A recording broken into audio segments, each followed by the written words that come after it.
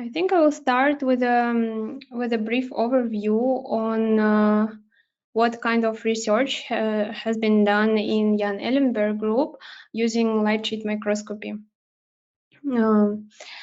So human reproduction is surprisingly inefficient.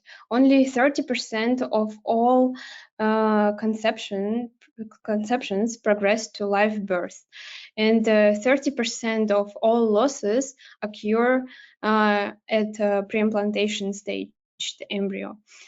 The etiology of those losses seem to be very diverse, and it has been identified that chromosome instability is one of the factors which contribute to those pre-implantation embryo losses or developmental arrests.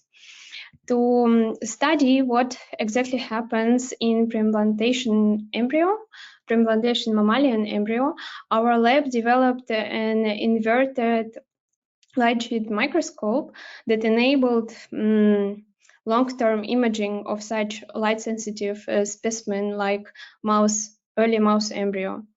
And in this light sheet microscope, both the illumination objective and the detection objective are faced upwards and are immersed into immersion medium, in this case water. And the specimen is held by gravity and positioned in this long sample holder, which separates the embryo from the immersion water via this thin foil, which is transparent and has refractive index of water. And this allows really high resolution imaging of embryo development in preserving, basically keeping embryos in culture conditions. The way light sheet works, maybe I will just remind you, it basically, we create a thin light beam with the illumination objective. Then this light beam is fluctuated in the plane of detection, and this is how we create a light sheet. And we detect only light which comes from the detection plane. And this method is very advantageous in terms of embryology imaging, because it helps to illuminate embryo with very low light dose, and therefore cause low phototoxicity to the embryo. It also has a high speed and therefore high throughput. The objective has high NA and therefore provides high resolution. And this, as I said, compatible with oocyte or embryo cultures. And here I'm showing you just a couple of examples of the versatility of this setup. Mouse embryos imaged here, for example, on the first row, you can see mouse embryos imaged over extended period of time throughout the whole pre-implantation embryo development, from zygote or one cell to up to blastocyst. The second row shows an example of high-resolution imaging of the first division in early mouse embryo. And as you can see, individual centromeres can be resolved and traced throughout time. This light sheet imaging setup allowed Judith Reichman, a previous scientist in the lab, to track individual centromeres.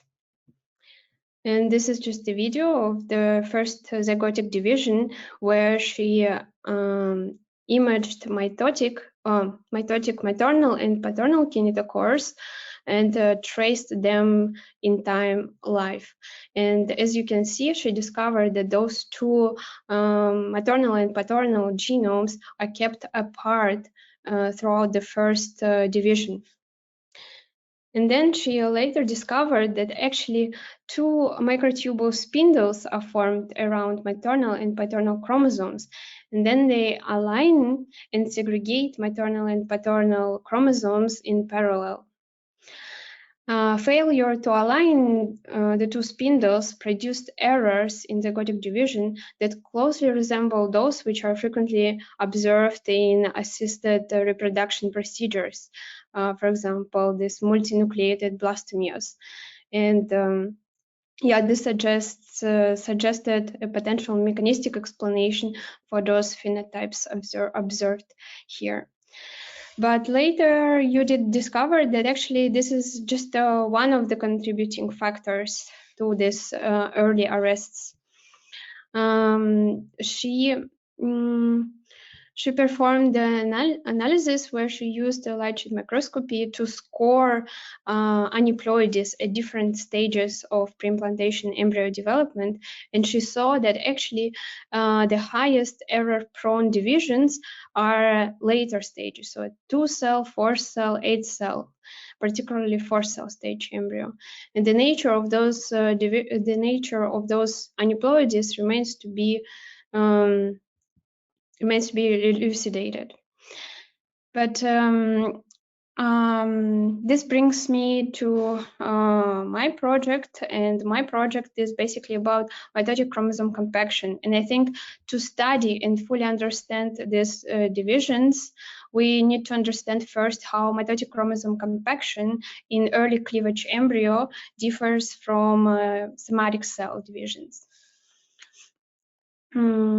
In the beginning of embryo life, directly after fertilization, one-cell embryo or zygote undergoes a series of cleavage divisions. And during those cleavage divisions, embryo undergoes divisions without further cell growth. And this leads to a drastic reduction in cell volume. And it has been observed that cellular structures such as nuclear volume and spindle all scale with the cell size during those cleavage divisions.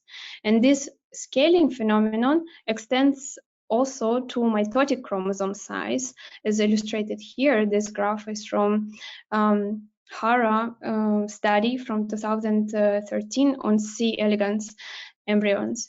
Where you can see that mitotic chromosomes from early stages are longer than in later stages.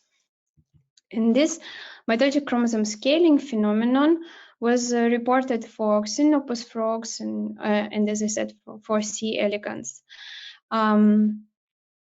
However, this mitotic chromosome scaling phenomenon was never reported or described for mammalian embryos, where it's particularly of interest, especially taking into account high rates of aneuploidy in those cleavage divisions in mammalian embryos.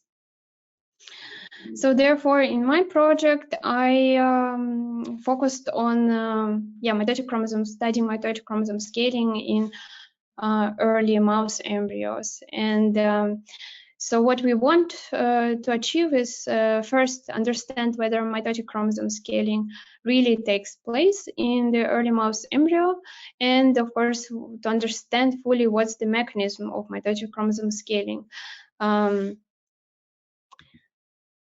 So to understand the degree of scaling, we conducted a thorough analysis of dimensions of metaphase mitotic chromosomes at each cleavage division.